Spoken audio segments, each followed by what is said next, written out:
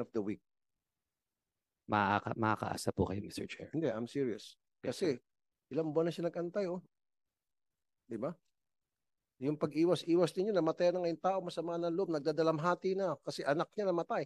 Pagkatapos, paikot-ikutin nyo at bibingyan ko, hindi, I want them paid by Friday.